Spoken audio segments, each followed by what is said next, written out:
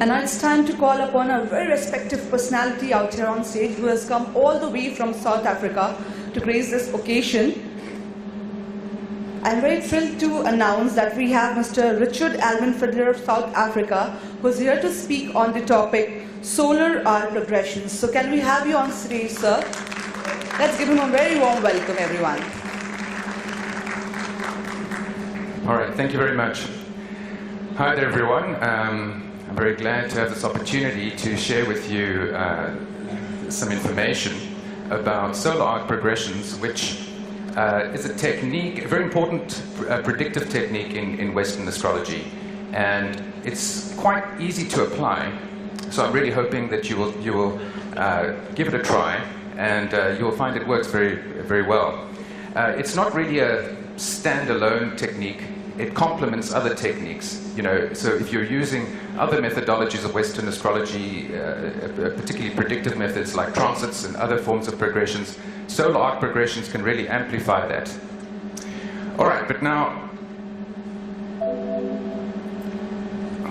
before we go into solar arc progressions, I want to talk about one or two general things, or principles of Western astrology, which I think you would need to understand to really use solar arc progressions, and also, in fact, to use other methodologies of Western astrology.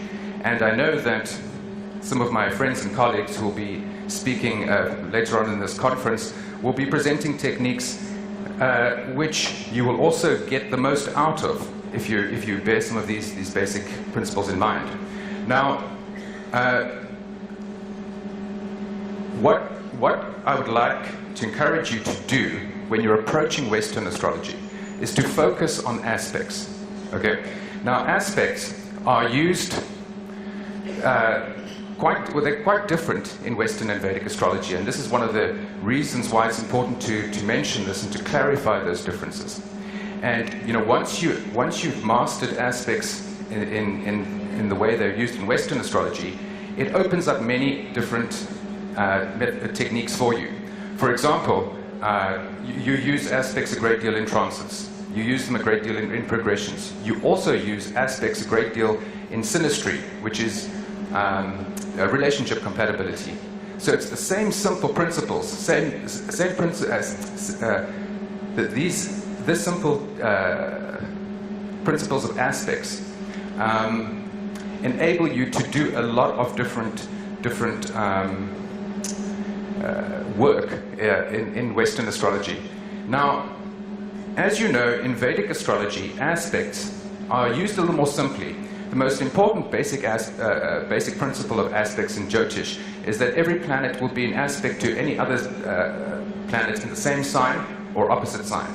Okay, so there's this focus on conjunctions and oppositions in Jyotish, which is a very good thing. In fact, Western astrologers can actually learn a lot from this focus on these very primal aspects in Jyotish.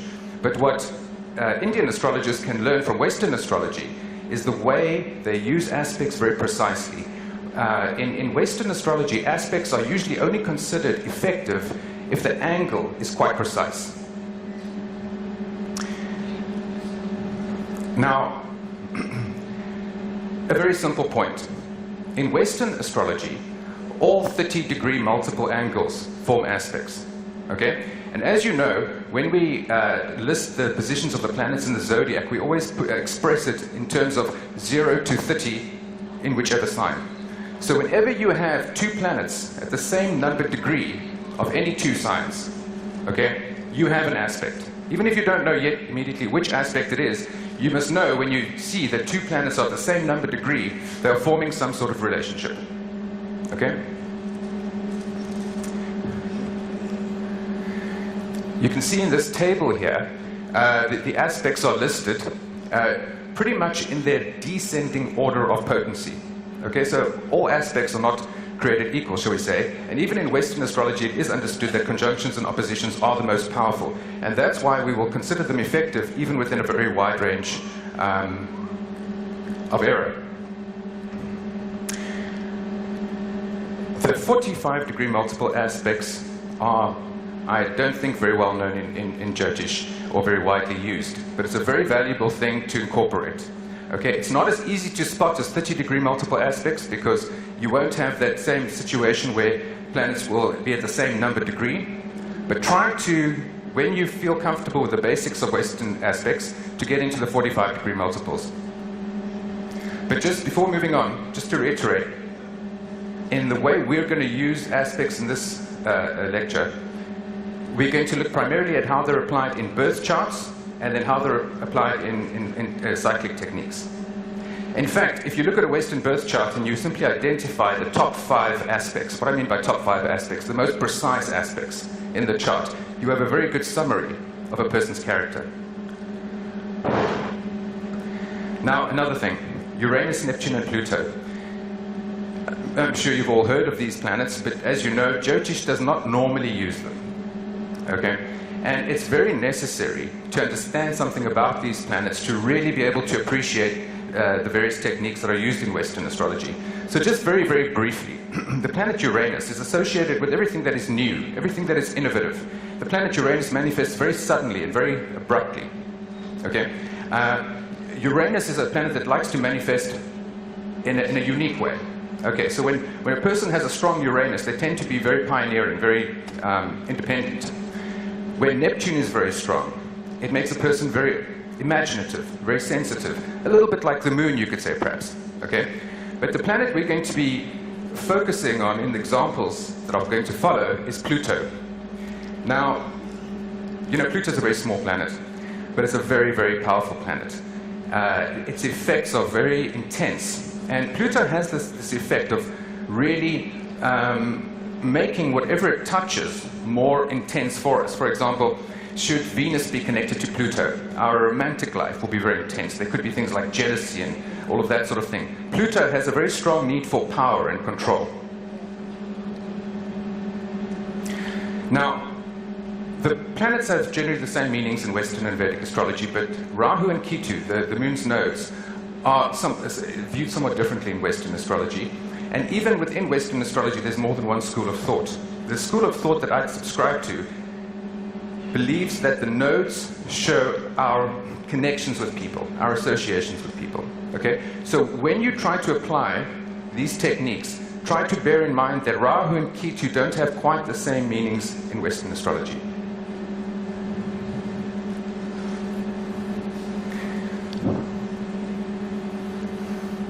Okay, now, progressions.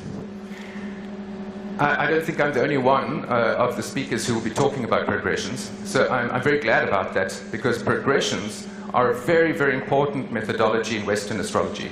It's perhaps the main method used in Western astrology for prediction, apart from transits, which are very similar in both systems. Now, when we speak about progressions, well, there's a variety of different techniques or formulas for using progressions, but there's two that are by far the most widely used. Okay, these are what are known as secondary progressions and solar arc progressions. But it all starts, particularly with these two methodologies, it all starts with this basic axiom that a day corresponds to a year. And if you think of this, it's very profound. It means that the first 30 days, for example, of your life is a little microcosm of the first 30 years of your life. Okay, so with progressions, is particularly the most common form of progressions, which is secondary progressions, which is not what I'm actually here to talk about, but I have to mention it. With secondary progressions, we would look at where the planets are, let's say, for example, 30 days after you were born to represent age 30, and we'd compare those positions to where they were at your birth. So in other words, the transits that you experienced on the 30th day of your life are the progressions of your 30th year. Okay? So it's another manifestation of this basic astrological axiom that the microcosm reflects the macrocosm. But here we have cycles, little cycles that are reflected in greater cycles. Now, the most common way of using progressions is called secondary progressions. That's where we say a day corresponds to a year. And there, each planet follows its own cycle. If, for example, the moon takes 2 days to go through a sign, by progression it will take 2 years. Okay? If, for example, Jupiter took 30 days after your birth to move 5 degrees, then it would take 30 years to move 5 degrees by progression. Okay? But with solar arc progressions, and this is the important point to get, okay? With solar arc progressions, all the planets move at the solar rate of 1 degree per year, corresponding to 1 degree per day. That's very simple, and at first you might think that that's a little strange. It might seem even wrong. Why would all the planets be moved at the solar rate? I can't give you a very logical justification for that. I believe there is a logic to it, but solar arc progressions work very effectively. And one of the valuable things about them is that they're actually very simple to apply. So why solar arc progressions? Well, as I said, they're easy to calculate. You simply take all the positions of the planets in your birth chart and move them forward 1 degree per year of life. What could be simpler, okay? And then you look out for the aspects that these progressed positions will form to the birth chart. Very simple. With many astrological techniques, describing the actual method is very easy, very quick, very simple. But you can spend your whole life applying it and learning all the time. Okay? So this is actually a very rich technique and a very potent one.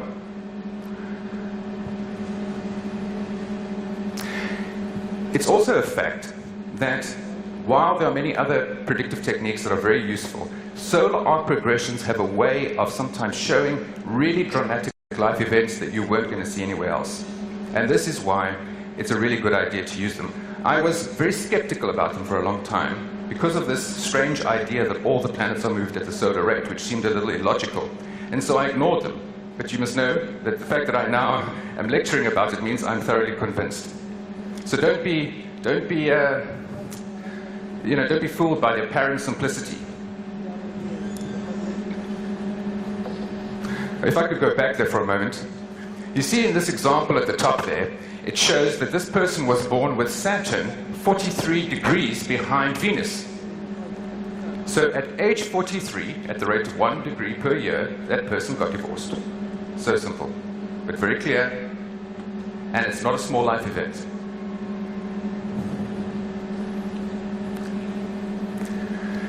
Here's the chart of Mohandas Gandhi.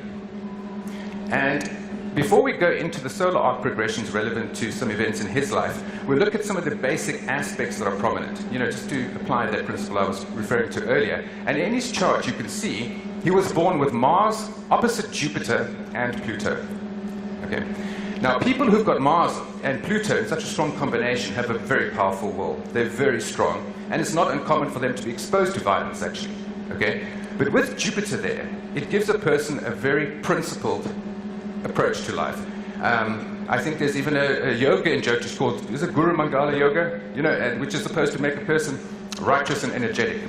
It gives you a strong sense of dignity. And he certainly had that, and this is why he couldn't tolerate injustice. Okay? And here it's very interesting to look at the role of Pluto, because Pluto combining with Jupiter also has this effect of making your ideas about justice and morality and so on far more intense, okay?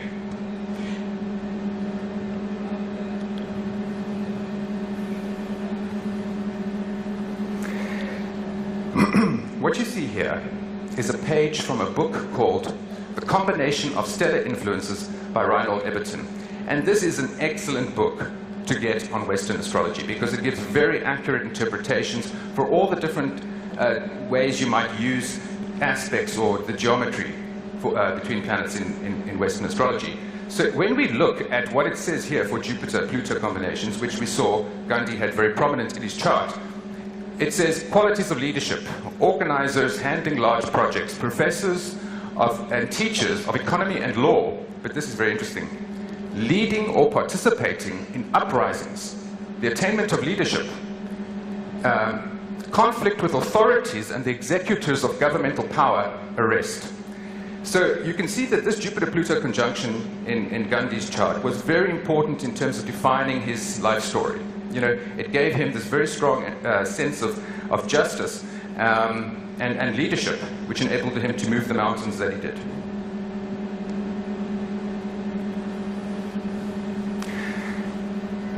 the pivotal moment in Gandhi's life, when he's thrown off the train in South Africa for refusing to move to third class, even though he has a first class ticket. Okay? He gets brutally shoved off the train, and as I understand it, that night he sits on that platform and really thinks about the situation, and he decides that he can't let this be. And the very next day, he goes to Durban and immediately starts organizing. Immediately calls a meeting of the local community, and is, of course, made a point of unifying the Indian community and making sure that Muslims and Hindus were all involved in the issue. But now, at this time, when this happened, when he gets shoved off this train and he encounters this violence, this aggression, this brutality,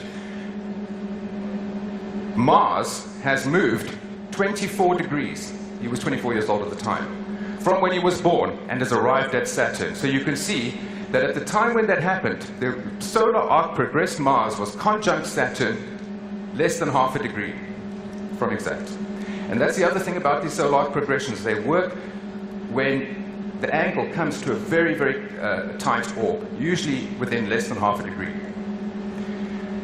So just a point to note here, I'm not saying that this particular configuration is the whole story about this important time in his life, but an astrologer using solar arc progressions would have seen that within those few months he was going to struggle with authority, very possibly.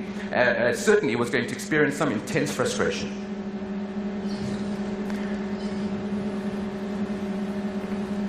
Now, although this is not solar arc progressions, when we look at the transits he was experiencing at that time, we see that being 24, you know, Jupiter takes 12 years to go around the zodiac, he was having his second Jupiter return, right? So that Jupiter-Pluto conjunction I was referring to earlier, which gave him such a strong sense of justice, was ripening at that particular time of his life. In fact, at the time when that happened, Jupiter was 20 minutes, in fact, sorry, a third of a degree from an exact conjunction to Pluto. So I think that was another factor that was very important in awakening the activist in him. As you can see, in Reinhold Eberton's interpretation of Jupiter-Pluto conjunctions, it refers to the desire to lead the masses, an appreciation of the need for social and religious regeneration, a brilliant gift for organization, spiritual and intellectual leadership. And it is very much this which then ripened in him at his second Jupiter return.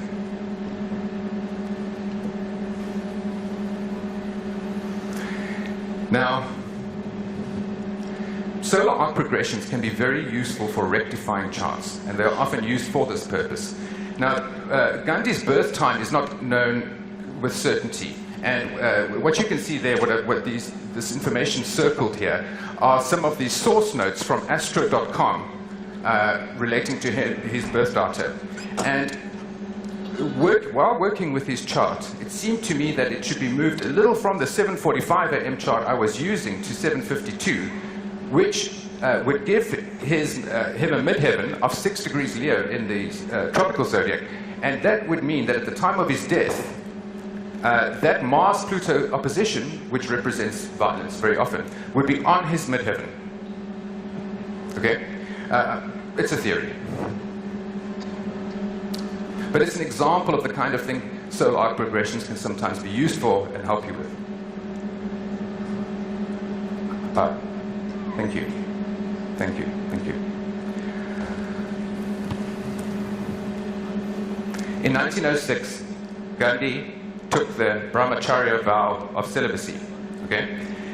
What's very interesting that at that time, solar arc Saturn had arrived at a square to his birth Neptune. Very, very exactly. When we look at Reinhold Eberton's interpretation for Saturn-Neptune, we see renunciation, asceticism, the readiness for sacrifice, self-restraint. I'm hoping that you get a picture here of how valuable that particular book is as a reference for decoding planetary combinations in the way they're viewed in Western astrology. Okay? Because I want to suggest that if you try to use this technique, try to stick to the aspects and the angles by themselves. Try not to weave in house rulerships and things like that. You know, keep it simple. Otherwise, it could get complicated and you might not see the effectiveness. By the way, if that theory of mine that he was born at 752 is correct, then at the time that he took this brahmacharya vow, his progressed ascendant would also have reached Saturn. You know, recently David Bowie left this world. You know, I took a quick look at his solar arc progressions just to see if there was anything there. Well, there you have it. Solar arc Saturn is within a few minutes of square his Mars and then his Sun too. So you see, it creates what you would call in Western astrology a midpoint picture. Saturn is 90 degrees from the midpoint of Sun and Mars. Now, that wouldn't kill everyone, but it certainly represents a time of tremendous stress. You know, and if you're somebody who's already ill, it might just be that last little trigger or knock that results in you leaving. Now, solar arc progressions don't only show disaster. It's interesting to see that at the time of Nelson Mandela's release from prison, he had solar arc Venus sextile natal Jupiter. Now, that very simply means celebration, friendship. Now, if you can imagine what it's like spending decades in a prison and then being released, it means that there's a real reconnection. You're going to get nice warm hugs from people you haven't seen for ages. There's friendship and there's jubilation. Okay? That's fair enough, I think. But if you look more closely at that, you can see that the progressed Sun was about to be square natal Pluto within the year or so following his release. That really tends to refer to coming into power in some way. Some sort of power struggle is possible. And a whole lot of other action was occurring there in the solar arc picture, which shows that was a really pivotal time in his life. For example, solar arc Mercury was square his Sun, which also refers then to a time of coming out and having a more of a platform for communication and really making very strong statements. In fact, being South African, I recall I was there. In the years immediately after Mandela's release, he was a lot more confrontational than he became later. Once he became president, he really somehow became far more conciliatory and recognized the importance of unity in the country. Immediately after his release, I think that progressed Sun square Pluto was manifesting through a more, shall I say, threatening and confrontational posture.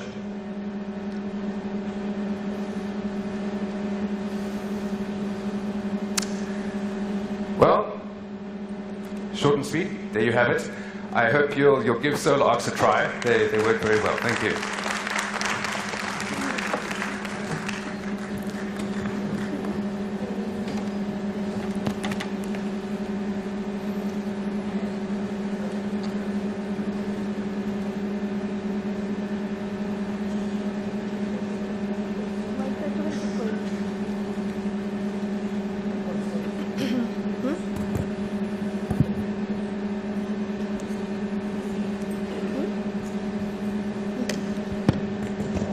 Hello, can you hear me? मैं Richard A Fiddler की solar arc progression की व्याख्या का हिंदी में अनुवाद कर रही हूँ। भारत के इस ज्योतिष परिचर्या में मैं प्रदर्शित करना चाहता हूँ कि कैसे पश्चिमी ज्योतिष के सरल लेकिन शक्तिशाली उपकरण बिना किसी कठिनाई के ज्योतिष पेशे में व्यवहार लाया जा सकता है। संक्षेप में ये बहुत ही सरल है। नेटल चार्ट के हर ग्रह को आपको हर साल के लिए 1 डिग्री आगे करना होगा और जन्म स्थानों के लिए पश्चिमी पहलुओं का खोज करना होगा। प्रोग्रेशन की गणना के 2 लोकप्रिय और प्रसिद्ध तरीके हैं। दोनों ही एक दिन एक साल यानी कि a day corresponds to the year से मेल खाती है। ये एक्सियम यानी सिद्धांत से प्राप्त है। सबसे ज्ञात सन्निकर्ष सेकेंडरी प्रोग्रेशन है जो जन्म के 45 दिनों के बाद ग्रह में स्थान लेता है, जो आपके 45 वर्ष को प्रतीक करता है। वास्तविक गणना थोड़ी सी और जटिल है, पर इसका आधार यही है। क्योंकि सूर्य प्रतिदिन 1 डिग्री आगे बढ़ता है, इसलिए प्रोग्रेस सन प्रति वर्ष 1 डिग्री बदलेगा। चंद्रमा एक दिन में लगभग राशि चक्र के 12 डिग्री बदलता है, इसलिए सेकेंडरी प्रोग्रेशन मून या चंद्रमा 1 डिग्री प्रति महीने या 1 वर्ष में 12 डिग्री प्रति महीने कुछ ज्यादा गुजरेगा।